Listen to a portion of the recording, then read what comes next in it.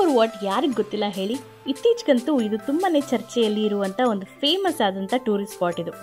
ಕಂಬೋಡಿಯಾದಲ್ಲಿರುವಂಥ ಈ ಹಿಂದೂ ಬುದ್ಧಿಸ್ಟ್ ಟೆಂಪಲ್ಗೆ ಇವತ್ತು ನಾವು ಹೋಗ್ತಾ ಇಲ್ಲ. ಆದರೆ US ಟೆಕ್ಸಸ್ ಸ್ಟೇಟ್ನಲ್ಲಿರುವಂಥ ಡ್ಯಾಲಸ್ ನಗರದಲ್ಲಿರುವಂಥ ಈ ಒಂದು ಕಂಬೋಡಿಯನ್ ಬುದ್ಧಿಸ್ಟ್ ಟೆಂಪಲ್ ಕಡೆಗೆ ನಮ್ಮ ಇವತ್ತಿನ ಪಯಣ.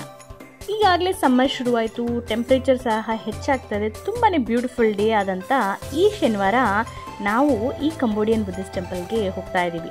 ಹಾಗೆ ನಿಮ್ಮನ್ನು ನಾನು ನಮ್ಮ ಜೊತೆಗೆ ಕರ್ಕೊಂಡು ಹೋಗ್ತಾ ಇದ್ದೀನಿ. ನಾವಿವತ್ತು ಕಂಬೋಡಿಯಾ ಬುದ್ಧಿಸ್ಟ್ ಟೆಂಪಲ್ಗೆ ಬಂದಿದ್ದೀವಿ. ಇಲ್ಲಿ ಕಂಬೋಡಿಯಾ ಅವರ ಸ್ಟ್ರೀಟ್ ಫೆಸ್ಟಿವಲ್ ನಡೀತಾ ಇದೆ. ಹೇಗಿದೆ ಅಂತ ನೋಡೋಣ ಅಂತ ಬಂದಿದ್ದೀವಿ. ನಮಗೂ ಇದು first time Cambodia street festival ನೋಡ್ತಾ ಇರೋದು. ಇಲ್ಲಿ ಇವರೇನೆಲ್ಲ ತಯಾರಿ ಮಾಡ್ತಾರೆ, ಸ್ಟ್ರೀಟ್ ಫುಡ್ ಅಂದರೆ ಹೇಗಿರುತ್ತೆ ಅದನ್ನೆಲ್ಲ ತಿಳ್ಕೊಳ್ಳೋಣಂತೆ.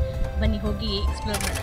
ಸ್ನೇಹಿತರೆ, ಕಾಫಿ ಟೈಮ್ ಕನ್ನಡದ ಮತ್ತೊಂದು ಸಂಚಿಕೆಗೆ ನಿಮ್ಮೆಲ್ಲರಿಗೂ ಸ್ವಾಗತ. ಹೇಗಿದ್ದೀರಾ ನೀವೆಲ್ಲರೂ?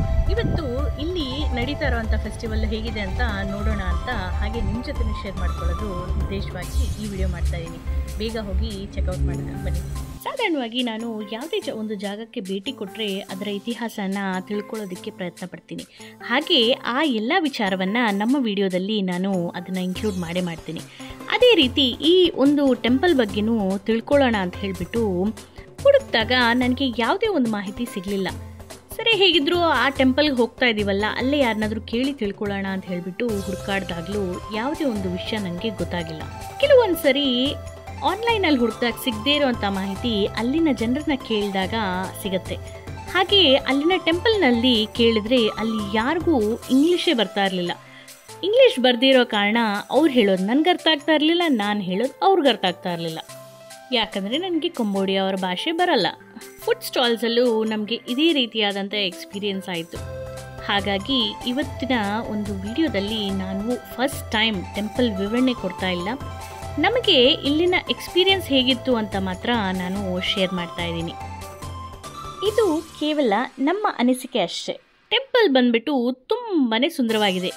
ಇದನ್ನು 2011 ಕಟ್ಟಿದ್ರು ಅಂತ ಮಾತ್ರ ನಮಗೆ ಗೊತ್ತಾಯಿತು. ಈ ಟೆಂಪಲ್ ಆವರಣದಲ್ಲೇ ಕೆಲವು ಬುದ್ಧಿಸ್ಟ್ ಮಾಂಕ್ಸು ವಾಸವಾಗಿದ್ದಾರೆ. ಪ್ರಶಾಂತವಾದ ಒಂದು ವಾತಾವರಣವಿದ್ದು ತುಂಬಾ ವಿಶಾಲವಾದ ಜಾಗದಲ್ಲಿ ಈ ಟೆಂಪಲ್ನ ಕಟ್ಟಿದ್ದಾರೆ. ಇನ್ನೂ ಸಾಕಷ್ಟು ಡೆವಲಪ್ಮೆಂಟ್ಸ್ ಆಗ್ತಾ ಇದೆ. ಸುಂದರವಾದ ಕೆತ್ತನೆಯನ್ನು ಹೋಲುವಂಥ ಸಿಮೆಂಟ್ ವರ್ಕ್ ಸಹ ಇಲ್ಲಿ ಕೆಲವೊಂದು ಕಡೆ ಮಾಡಿದ್ದಾರೆ. ಸರ್ಪ, ಗರುಡ ಆಕೃತಿಗಳನ್ನು ನೋಡೋದಕ್ಕೆ ಇಲ್ಲಿ ಸಿಗುತ್ತೆ.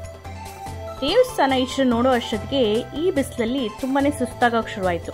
ಹಾಗಾಗಿ ಅಲ್ಲೇ ಪಿಕ್ನಿಕ್ ಟೇಬಲ್ ಅಲ್ಲಲ್ಲಿ ಹಾಕಿದ ಕಾರಣ ನಾವು ಸ್ವಲ್ಪ ಹೊತ್ತು ಸುಸ್ತಾಯಿಸ್ಕೊಳ್ಳೋದಕ್ಕಾಯಿತು. ಟೆಂಪಲ್ ಆವರಣದಲ್ಲಿ ಸಾಕಷ್ಟು ಮಂಟಪಗಳಿದೆ. ಆ ಮಂಟಪಗಳಲ್ಲಿ ಹೋಗ್ಬೋದೋ ಇಲ್ವೋ ಅನ್ನೋ ಕನ್ಫ್ಯೂಷನಲ್ಲೇ ನಾವು ಹೋಗಿಲ್ಲ. ಆಮೇಲೆ ಗೊತ್ತಾಗಿದ್ದೇನೆಂದರೆ ಅಲ್ಲಿ ಹೋಗ್ಬೋದಾಗಿತ್ತು ಅಂತ ಹೇಳ್ಬಿಟ್ಟು. ಮೇನ್ ಟೆಂಪಲ್ ಒಳಗಡೆ ಯಾರೋ ತಮ್ಮ ಗುರುಗಳ ಹತ್ರ ಪ್ರಾರ್ಥನೆ ಮಾಡಿಸ್ಕೊಳ್ತಾ ಇದ್ರು. ಹಾಗಾಗಿ ಒಂದು ಸಣ್ಣದಾದಂಥ ಫುಟೇಜ್ ಮಾತ್ರ ನಾನು ತೊಗೊಂಡಿದ್ದೀನಿ.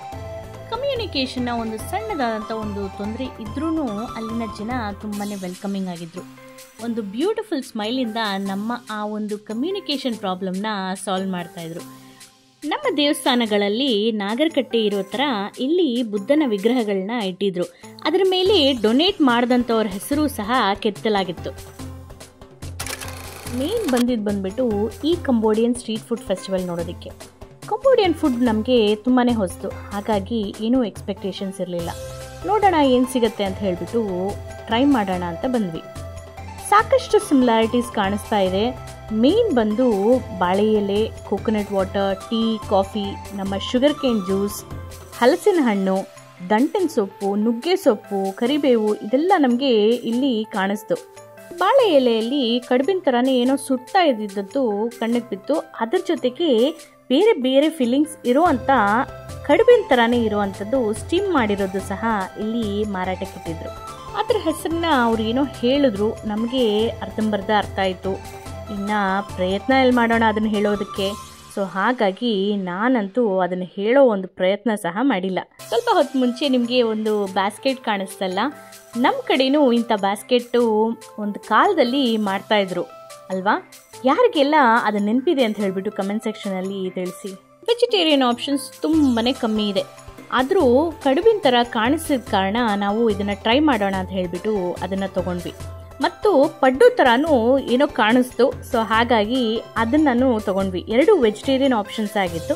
ಜೊತೆಗೆ ಈ ಬಿಸಿಲಿಗೆ ರಿಫ್ರೆಶಿಂಗ್ ಆಗಿರುತ್ತೆ ಅಂತ ಹೇಳ್ಬಿಟ್ಟು ಕೋಕೋನಟ್ ವಾಟರ್ನ ತಗೊಂಡ್ವಿ. ಒಟ್ಟಿನಲ್ಲಿ ಕಡುಬು ತುಂಬಾನೇ ಚೆನ್ನಾಗಿತ್ತು.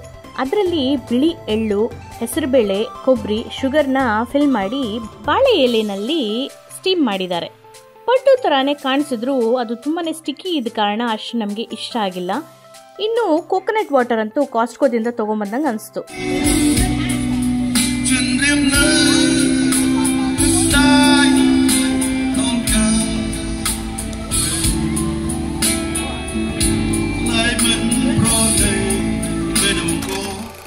ಈ ವಿಡಿಯೋ ನಿಮಗೆ ಇಷ್ಟ ಆಗಿದೆ ಅಂತ ಭಾವಿಸ್ತೀನಿ. ಇಷ್ಟ ಆದರೆ ಗೊತ್ತಲ್ಲ, ಲೈಕ್ ಮಾಡಿ, ಶೇರ್ ಮಾಡಿ, ಹಾಗೂ ಹೇಗೆ ಅನಿಸ್ತು ಅಂತ ಹೇಳಿಬಿಟ್ಟು ಕಮೆಂಟ್ ಸೆಕ್ಷನಲ್ಲಿ ತಿಳಿಸೋದನ್ನು ಮರಿಬೇಡಿ. ನೋಡಿದ್ರಲ್ಲ ಸ್ನೇಹಿತರೆ, ನಮ್ಮ ಈ ಕಂಬೋಡಿಯಾ ಟ್ರಿಪ್ ಹೇಗಿತ್ತು ಅಂತ ಹೇಳ್ಬಿಟ್ಟು. ಕಂಬೋಡಿಯಾ ಟ್ರಿಪ್ ಅಂತ ಇದೆ ಅಂತ ಆಶ್ಚರ್ಯ ಪಡ್ತಾ ಇದ್ದೀರಾ? ಹೌದು ಸ್ನೇಹಿತರೆ, ಇಲ್ಲಿ ಬಂದ ಮೇಲೆ ನಮಗಂತೂ ಕಂಬೋಡಿಯಾಗೆ ಹೋದರೆ ಎಷ್ಟು ಚೆನ್ನಾಗಿರುತ್ತೋ ಅಲ್ಲಿನ ಬುದ್ಧ ಟೆಂಪಲ್ ಅಷ್ಟು ಚೆನ್ನಾಗಿದೆ ಅಂತ ಅನ್ನಿಸ್ತು. ನಮಗಂತೂ ತುಂಬಾ ಇಷ್ಟ ಆಯಿತು. ಸ್ಟ್ರೀಟ್ ಫುಡ್ ಅಂತೂ ನಮಗೆ ಅಷ್ಟು ಆಪ್ಷನ್ಸ್ ಇಲ್ಲ. ಎಂದಿನಂತೆ ವೆಜ್ ಆಪ್ಷನ್ ಕಮ್ಮಿ ಇದೆ, ನಾನ್ ವೆಜಿಟೇರಿಯನ್ಸ್ಗೆ ಆಪ್ಷನ್ಸ್ ಜಾಸ್ತಿನೇ ಇದೆ. ನಮ್ಗೆ ಏನೇನು ತೊಗೊಂಡ್ವಿ ಅಂತಲೂ ನೀವು ಈಗಾಗಲೇ ವಿಡಿಯೋದಲ್ಲಿ ನೋಡಿದ್ದೀರ. ಮುಂದಿನ ಸಂಚಿಕೆಯಲ್ಲಿ ಮತ್ತೆ ಭೇಟಿಯಾಗೋಣ. ಅದಕ್ಕೂ ಮುಂಚೆ ನೀವು ಇನ್ನೂ ನಮ್ಮ ಚಾನಲ್ ಸಬ್ಸ್ಕ್ರೈಬ್ ಮಾಡ್ಕೊಂಡಿಲ್ಲ ಅಂದರೆ ಈಗಲೇ ಹೋಗಿ ಮಾಡ್ಕೊಳ್ಳಿ. ಯಾಕಂದರೆ ಇನ್ನಷ್ಟು ಈ ಥರ ಇಂಟ್ರೆಸ್ಟಿಂಗ್ ವೀಡಿಯೋಸ್ನ ನಾನು ಅಪ್ಲೋಡ್ ಮಾಡ್ತೀನಿ. ಈ ವಿಡಿಯೋ ಹೇಗನ್ನಿಸ್ತು ಅಂತ ಹೇಳಿಬಿಟ್ಟು ಕಮೆಂಟ್ ಸೆಕ್ಷನ್ ತಿಳಿಸೋದನ್ನು ಮರಿಬೇಡಿ. ಮುಂದಿನ ಸಂಚಿಕೆಯಲ್ಲಿ ಭೇಟಿಯಾಗೋಣ. ಅಲ್ಲಿವರೆಗೂ ಗೊತ್ತಲ್ಲ, ಖುಷಿಯಾಗಿರಿ, ಖುಷಿನ ಹಂಚ್ತಾ ಇರಿ. ಬಾಯ್.